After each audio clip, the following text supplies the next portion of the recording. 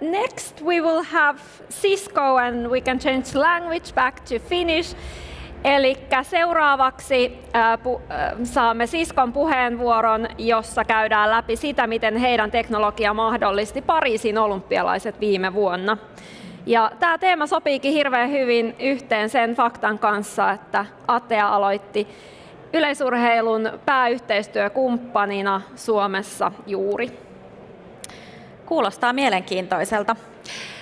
Erik on tällä hetkellä työskentelemässä Los Angelesissa seuraavien olympialaisiin ja paraolympialaisiin, joten hän tulee online paikalle. Annetaan Erikille aplodit.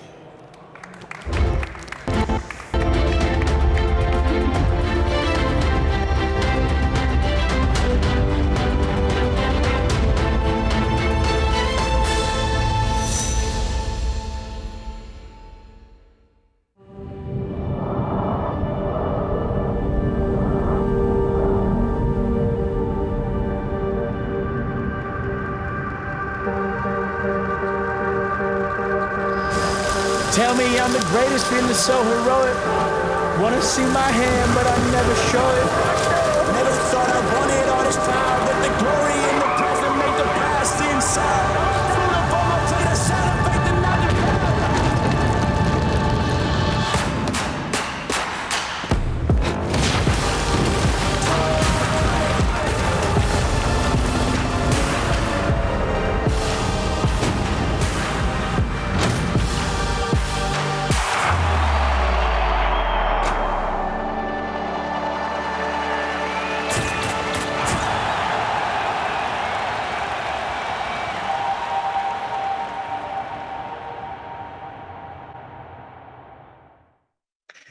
Good afternoon, everyone. Happy to be with you for this keynote. So my name is Eric Greffier. I lead the Olympics program for Cisco. Had the privilege to be in Paris for the last 4 years, and I moved to Los Angeles 6 months ago to run the LA28 program. So can't be with you in person. Was a bit tough for me, but my heart and my mind are with all of you. First of all, let me congratulate Atea for the partnership with the Finnish team. It looks like you're embedded into sports, and we do too. So I think we are part of the same club, which is a good club to be part of. But before I get started and explain what was the contribution of Cisco into the Olympic journey, I just want to make sure that you have an opportunity to remind that great moment a year ago. And hopefully some of you have been able to be in person, others you were watching on TV, but I had the privilege to be in this temporary stadium, which is the beach volley stadium next to the Tour Eiffel on the Champ de Mars. And this was a moment that was unique because I truly felt that I was representing not only my company, but my city and my country at the same time, feeling so good, especially in the context where everything was going well from an IT perspective. But that was my moment that I wanted to share with all of you. And hopefully by sharing my feelings, I'm helping you to remind you about your good feelings a year ago. About the contribution of Cisco, this is about, security, and this is about connectivity. And one of the things that is very important is, the pressure we have on those major events, but you have to understand that the Olympic and Paralympic Games, this is the equivalent of 9 Super Bowls a day. Or if I compare to something that happened in France a year before, which was the Rugby World Cup, this is 50 times, more important in terms of magnitude, in terms of number of athletes, numbers of venues, and of course, more pressure on the network, more pressure on the cybersecurity, more pressure on the application landscape. This is the reality of the games, which is why we are so proud about providing excellence, in those kind of events. Now, we have an experience. Paris wasn't the first time. We had an opportunity to be a partner since London 2012, then Rio, then Tokyo in 2020, and then 2021, and Paris in 2024. So we know how those programs need to be managed. We know what to do. We know how to support it. And we are probably the only company capable of supporting with a large magnitude of technologies in this kind of context. And we're very proud, of course, of those partnerships. And we leverage it as much as we can, of course, and explaining what we've done, because this is a bit of a flagship of what we are capable of doing. And we hope that through that, you as customers or partners, you can help achieve the same thing with your customer. Couple of numbers, and again, I could have probably come with like 1,000 numbers, but I try to be as crisp as possible on networking. The most important thing, and it's not in the slide, this is about the reliability of the network. And the expectation is 100%. I think we achieved 99.99999%. I think we had 1 hour, which was overnight, where we had to do a change, during games time. But except that moment, for the rest of the program, we were up and running, and the Wi-Fi architecture that was built delivered all the promises. We're so proud. And if you see about, what was the traffic, this is not that big. Of course, this is significant, but it's not something this is enormous. So the pressure is more on the reliability rather than the performance per se. The other challenge from a networking perspective is the vast majority of the devices that connect to the network are unmanaged devices. And some of those unmanaged devices are more important than the others. Let me give you the example of the journalist. In most of the cases, they come with their own PCs. So how can we grant access for those populations to specific applications, specific Olympic applications that have been designed for the journalists, knowing that they can come with their own PC that might not be up to date, that might have vulnerabilities, still maintaining some form of connection. So that was the challenge in terms of finding the right way and all the scenarios just to make it happen. Now, if I go to the right-hand side of this chart, this is all about collaboration. And we've been using WebEx events, that I'm using today for really use cases that was unique. We've done a lot of hybrid events. We've organized, hybrid agenda, and we've really powered up all Paris 2024, let's say, outcome-based type of events, with the cities, with the journalists, there are so many events, in terms of preparation of the games that we've been there almost audio and video, let's say, expertise. And during games time, most of the challenge were regarding the journalists and the interpretation, making sure that they had their interpret talking in their own language while pouring up basically the press conference that was happening every day at 10 a.m. So plenty of use cases in the collaboration world that I would be happy, of course, to develop with all of you. But in the middle, if you think about cybersecurity, of course, cybersecurity is important. But if you remind, in February 2022, what happened, there was the beginning of the war between Russia and Ukraine. And it put an extra pressure, not only on the games, but as well on the entire ecosystem, including the government and the public bodies, in France. But what could be the extra attack, that we could get? And many numbers went out, especially comparing to Tokyo. And the number that we've been using was we were expecting 10 times more attacks than in Tokyo. And this was probably a number that was good for the journalists, but for professionals like you are, it wasn't about the quantity. It was more the risk about having something that was really bespoke and written and delivered just to damage the games. By the way, there's a long history of cybersecurity attacks, for the Olympic Games. Probably the most important one was in Pyeongchang in 2018, where it damages a little bit like it damaged the opening ceremony. So this is kind of a serious threat. Now you can see the results. No critical incident doesn't mean that we had no incidents. It just means that nothing really happened that was in a situation to potentially disrupt, the delivery of the games. And when I say delivery of the games, the most important thing is making sure that the competition happens. This is the number one thing, so that countries and athletes, can get their medals, whatever, the color of the medals. Competition must happen. So very pleased, with the cybersecurity outcome, and very pleased why? Because we had more or less 90% of our portfolio which was in production. And again, if you're interested, I'm available to tell you more about what we implemented. It's a bit short today to go through that. I'm just giving you the outcome. But usually the games are a great opportunity to imagine and deliver innovative use cases.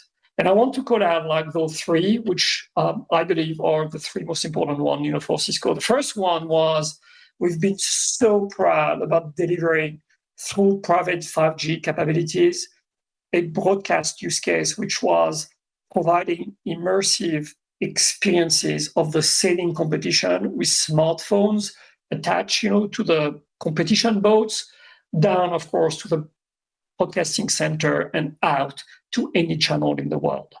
It wasn't real time, it was near real time, but it was for the first time that we've done something like that in the games. Why? Because the field of play in the Marseille city was 3 kilometers away from the shore. So there was not a lot of, let's say, connectivity designs, potential, which is why we came with private 5G on boats, Again, something easy to say, but 18 months, of preparation before making it happen. So something very important for us. The other big challenge that you face, for those kind of events is everything which is related to public safety for goods and people. And we had a great use case through Splunk Plus combined with Meraki cameras, but providing assistance to security officers in managing some safety challenges. Especially, I'm thinking about one very large park, Parc de la Villette, which was, let's say, so big and so few security officers that we had to come with some form of technology help just to make it happen and secure the place. So that was a very important moment. It was a little bit like under the radar, but something we're very proud of. And finally, we were expecting at some point that eSport would have kind of a tournament, maybe 1 month before the games, and it didn't happen. But we worked with a eSport team and an arena to try to bring the best of both worlds and design an arena that would be dedicated for esports, and providing all what is necessary for a eSport team to be very impactful and performant during competition. So that was one of the other major collabs that I wanted to share with all of you today. Now, let's go back to cybersecurity. And this is another picture, and you might say, well, what is this all about? Now, if you look about the two large screens in the middle, you would recognize, that this is Cisco XDR solution. And we came to the conclusion that this is so important to have real-time visibility of any cybersecurity alert that XDR played a very important role in how we did run the SOC. And not only we provided visibility, but we've been using the capability of that solution to create and build workflows to automatically remediate. Remember what I said? No critical incidents, but a lot of incidents, by the way, in the range of 1,000. And we wanted to have something automated to be able to remediate in case we had minor incidents. This is what we've done. And those workflows were run 7,400 times, between June and September 2024. So it was kind of a massive time investment, not only from Cisco, but from Paris 2024 cybersecurity team and some other partners to make that happen. The other screens, on the left and on the right, are more about like what's going on TV, kind of a movie, what is the schedule of the day. And of course, on the bottom left, how many incidents at one point of time do we have in the various category: highly critical, medium, and low. So this is more or less what you see: 16 seats, and of course, some analysts in the background that are not in that space, but that were supporting what happened. Again, the opening ceremony day was probably the most challenging day. Everybody was so pleased at the end of the day. Nothing really major happened, and that we could enter really into the competition as a strong cybersecurity team. So just wanted to share that with you. We have a lot of experience, through what happened there, and you can trust Cisco on cybersecurity. Now, moving forward and trying to talk about the future, because this is the theme, of your event, is what's going on, and what is my day-to-day now activities supporting Los Angeles 2028 Organization Committee. This is all about trying to understand how AI will change the game. And in the short term, what we've been trying to understand is how malwares are basically evolving to AI-powered autonomous malware. That is really, really big. And I don't mean to be scary with all of you today. I'm just sharing, what we're doing right now, which is, if that is a reality, we probably need to think through another way about securing, this event. This is what we're doing right now. We're doing the workshop, so we didn't come to conclusions, and we don't know what's going to be the outcome. I might be there next year, and I'll share with you. But right now, we're trying to really, as best as we can, trying to project, what the future would look like, so that we can prepare what needs to be done.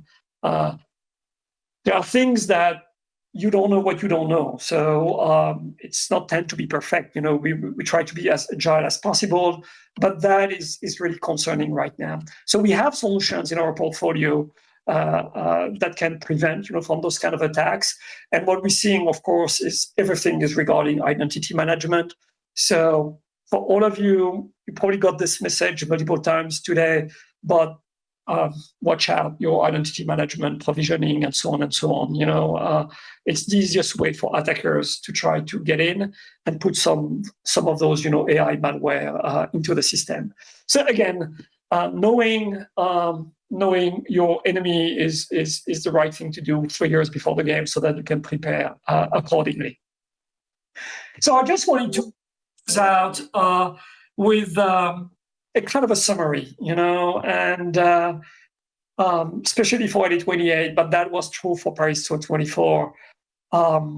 Those events, this is immense, this is complex, this is unprecedented, and we're so proud to be part of the journey. We have a huge pressure. Was tough, I need to say that to all of you. And the reward is only at the end and for just a short period of time. So you have a short period of reward for a long, stressful period. But this is unique, and failure is not an option, and success is the only option. And we're very proud to be able to say that success demands Cisco, not only Cisco, but Cisco at least. And the other thing that I want to message out to all of you is 100% of what we delivered for the Paris Games are traditional portfolio. There is nothing there that is different from what you can get access from us.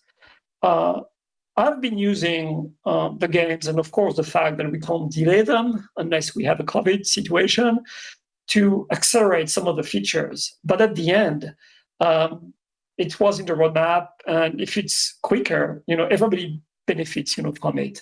And that is important. Why? Because having done that, for 4 years and now doing that again, I'm telling you, the challenges of such an event are exactly the same of any large company.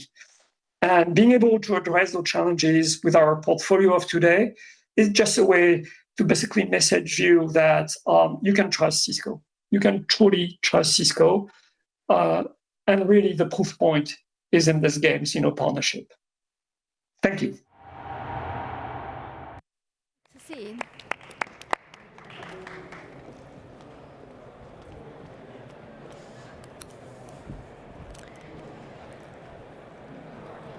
Kiitos Erik Greffierille tuolta meren takaa. Siellä hän valmistelee seuraavia olympialaisia jo. Mutta onneksi me saatiin Suomesta Tuomas Puheloinen. Tervetuloa. Kiitos tosiaan Tuomas Puheloinen Ciscolta ja kiitos osallistujille. Pakko kysyä oikeastaan tässä vaiheessa, kun iso tapahtuma ja paljon kaikkea rinnakkaista ohjelmaa, niin ootteko kenties olympialaisfaneja vai mikä sai tulemaan tänne, niin semmoinen nopea kädennosto, jos tämä oli se syy. Hyvä. Ainakin yksi tunnusti. Entäs, onko joku Cisco-fani? Ai, siellä on ainakin yksi. Tai kenties molempia. No mutta hyvä. Hienoa, kun tulitte. Joo, mukava saada sut tähän lavalle. Joo, me nähtiin tosiaan, miten Cisco-ratkaisut varmistaa tuommoisen ihan megaluokatapahtuman toiminnan. Miten sä näet, että miten ne istuu tänne Suomen mittakaavaan? Joo, kiitos. Hyvä kysymys, että niin kuin Erik tuossa hieman mainitsikin, niin kyseessä on ihan meidän normaali portfolio, että ei ole sinänsä tehty mitään taikatemppuja juuri vain näitä olympialaisia varten. Kenties jotain ominaisuuksia roadmapilta on haluttu sinne kiihdyttää mukaan, mutta nämä on ihan kaikkien asiakkaiden saatavilla ja käytettävissä, ja ehkä osoituksena siitä meillä oli eilen Atean kanssa webinaari tuonne energiatoimialalle, ja siellä yksi asiakas, ehkä muistatte, siinä oli se SOKin XDR, isot ruudut, niin kertoi esimerkiksi omista kokemuksistaan, kuinka täällä Suomen kamaralla käyttää meidän tekniikkaa cybersecurityssä, että ihan nämä on tosiaan kaikkien ulottuvilla. Kyllä, joo. Olisiko sulla tähän loppuun vielä jotain sellaista call to actionia CTA:ta porukalle täällä ja ehkä onlinekin? No joo, kyllä kiitos. Joo. Ehdottomasti tulkaa vierailemaan tuossa meidän osastolla. Esimerkiksi jos tuossa lopussa mainittu AI, ajan tietoturva, miten niihin uhkiin kenties varaudutaan, niin tulkaa jutteleen. Ja miksei muistakin aiheista sinne, niin löydetään tuosta vähän matkaa tuonne oikealle. Ja online-porukalle mun täytyy sanoa sitten, että ottakaa meihin yhteyttä, niin mielellään jatketaan keskustelua. Hyvä. Kiitos Cisco ja kiitos Tuomas. Kiitoksia.